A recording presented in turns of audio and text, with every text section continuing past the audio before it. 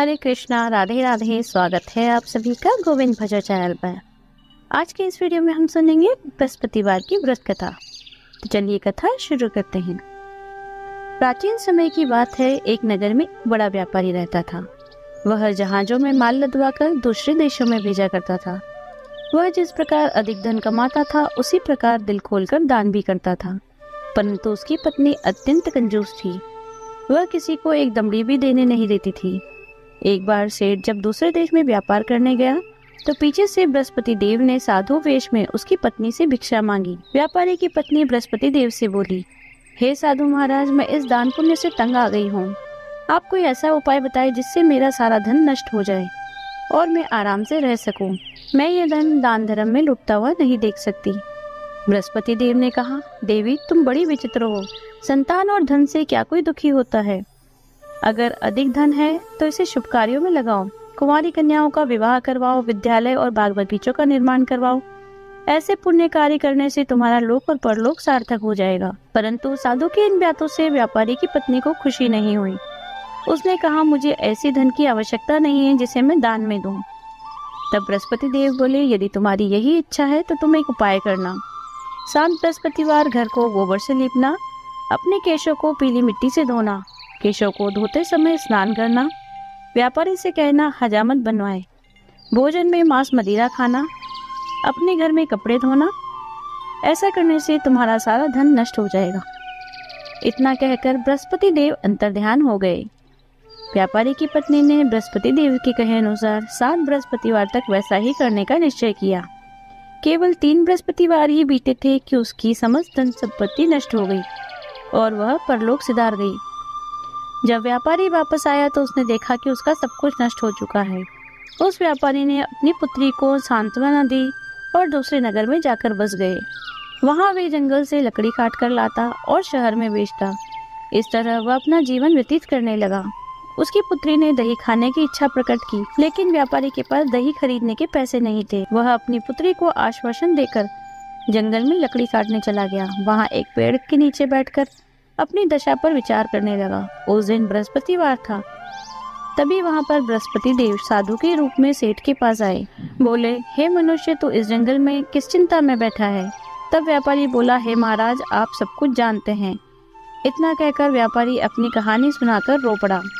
बृहस्पति देव बोले, देखो बेटा, तुम्हारी पत्नी ने बृहस्पति देव का अपमान किया था, इसी कारण तुम्हारा यह हाल हुआ है। लेकिन अब तुम किसी प्रकार की चिंता मत करो। तुम बृहस्पतिवार के दिन बृहस्पति देव का व्रत करो। 2 पैसे के चने और गुड़ लेकर जल के लोटे में शक्कर डालकर वह चरणामत और प्रसाद अपने परिवार के सदस्यों और कथा सुनने वालों में बांटो। स्वयं भी प्रसाद और चरणामत लो, भगवान तुम्हारा अवश्य कल्याण करेंगे। साधु की ये बात सुनकर व्यापारी बोला, महाराज, मुझे तो इतना भी नहीं बचता कि मैं अपनी पुत्री को दही लाकर दे सकूं। इस पर साधु महाराज बोले, तुम शहर में लकड़ियां बेचने जाना, जिससे तुम्हें लकड़ियों के दाम पहले से चौगुने मिलेंगे, जिससे तुम्हारे सारे कार्य सिद्ध हो जाएंगे। लकड़हारे ने लकड़ियां काटी और शहर में बेचने चल पड़ा। उसकी लकड़ियां अच्छे दाम में बिक गई, जिससे उसने अपनी पुत्री के लिए दही लिया और बृहस्पतिवार की कथा हेतु चना गुड़ लेकर कथा की। प्रसाद बांटकर स्वयं भी खाया। उसी दिन से उसकी सभी कठिनाइयां दूर होने लगी। अगले बृहस्पतिवार को वह कथा करना भूल गया। अगले दिन वहां के राजा ने एक बड़े यज्ञ का आयोजन कर पूरे नगर के लोगों को भोजन के लिए आमंत्रित किया। राजा की आज्ञा सुनकर पूरा नगर राजा के महल में भोजन करने गया, लेकिन व्यापारी व उसकी पुत्री तनिक विलंब से पहुंचे। अतः उन दोनों को राजा ने महल में ले जाकर भोजन करवाया। जब दोनों लौटकर आने लगे तब रानी ने देखा कि उसका खूंटी पर टंगा हार गायब है। रानी को व्यापारी और उसकी पुत्री पर संदेह हुआ कि हार उन्होंने ही चुराया है। राजा की आज्ञा से उन दोनों को कारावास की कोठरी में डाल दिया गया। दोनों अत्यंत दुखी हुए। वहां उन्होंने बृहस्पति देवता का स्मरण किया। बृहस्पति देव ने वहां प्रकट होकर व्यापारी को उसकी भूल से अवगत करवाया। उन्हें सलाह दी कि बृहस्पतिवार के दिन कैद खाने के दरवाजे पर 2 पैसे मिलेंगे, तुम उससे चने और गुड़ खरीदना, विधि पूर्वक बृहस्पति देवता का पूजन करना, व्रत करना, तुम्हारे सब दुख दूर हो जाएंगे। बृहस्पतिवार को कैद खाने के द्वार पर उन्हें 2 पैसे मिले। बाहर सड़क पर एक स्त्री जा रही थी। व्यापारी ने उसे बुलाकर गुड़ और चने लाने को कहा। इस पर वह स्त्री बोली, मैं अपनी बहू के लिए गहने लेने जा रही हूँ, मेरे पास समय नहीं है। इतना कहकर वह चली गई। थोड़ी देर बाद वहाँ एक और स्त्री निकली। व्यापारी ने उसे बुलाकर कहा, हे बहन, मुझे बृहस्पतिवार की कथा करनी है, तुम मुझे 2 पैसे का गुड़ और चना ला दो। बृहस्पति देव का नाम सुनकर वह स्त्री बोली, भाई मैं तुम्हें अभी गुड़ चना ला कर देती हूँ।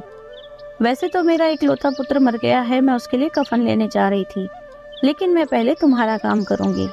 वह स्त्री बाजार से व्यापारी के लिए गुड़ चना लेकर आई, स्वयं भी बृहस्पति देव की कथा सुनी। कथा समाप्त होने के बाद वह बाजार से अपने पुत्र के लिए कफन लेने गई।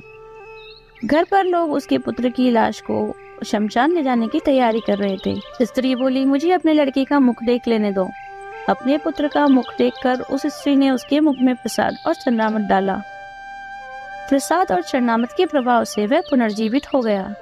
पहली स्त्री जिसने बृहस्पति देव का निरादर किया था, जब वह अपने पुत्र के विवाह हेतु वधू के लिए गहने लेकर लौटी, जैसे ही उसका पुत्र घोड़ी पर बैठा, वैसे ही घोड़ी ने ऐसी उछाल मारी कि वह घोड़े से गिरकर मर गया।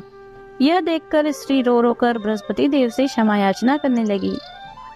स्त्री की याचना से बृहस्पति देव साधु के वेश में वहां पहुंचकर कहने लगे, देवी, तुम्हें अधिक विलाप करने की आवश्यकता नहीं है। यह बृहस्पति देव का निरादर करने के कारण हुआ है। तुम वापस जाकर मेरे भक्त से क्षमा मांगकर कथा सुनो, तभी तुम्हारी मनोकामना पूरी होगी। जेल में जाकर उस स्त्री ने व्यापारी से माफी मांगी और कथा सुनी। कथा के उपरांत वह प्रसाद और चरणामृत लेकर अपने घर वापस आ गई। घर आकर उसने चरणामृत अपने पुत्र के मुख में डाला। चरणामृत और प्रसाद के प्रभाव से उसका पुत्र भी जीवित हो गया। उसी रात बृहस्पति देव राजा के सपने में आए और बोले, हे राजन, तूने जिस व्यापारी को और उसकी पुत्री को जेल में रखा है वह निर्दोष है। तुम्हारी रानी का हार वहीं खूंटी पर टंगा है। सुबह हुई तो राजा रानी ने हार खूंटी पर लटका देखा। राजा ने उस व्यापारी और उसकी पुत्री को कैद से मुक्त कर दिया, उन्हें बहुत सा धन देकर विदा किया। उसकी पुत्री का विवाह भी ऊंचे कुल में करवा दिया, दहेज में हीरे जवाहरात दिए। इस तरह जो कोई भी मनुष्य बृहस्पति देव की कथा करता है, उनका पूजन करता है, भगवान बृहस्पति देव उनकी सभी मनोकामनाएं पूर्ण करते हैं। हे बृहस्पति देव, इस कहानी को कहने वाले, सुनने वाले, हुकारा भरने वाले सभी की मनोकामनाएं पूर्ण करना। बोलिए बृहस्पति देव की जय। यदि आपको वीडियो अच्छी लगी हो तो लाइक कीजिए, शेयर कीजिए, कमेंट कीजिए। यदि आप चैनल पर नए हैं तो चैनल को सब्सक्राइब कीजिए, बेल आइकन को प्रेस कर दीजिए, जिससे नए वीडियोस की नोटिफिकेशन आपको तुरंत मिल जाए। मिलते हैं अगले वीडियो में। हरे कृष्णा, राधे राधे।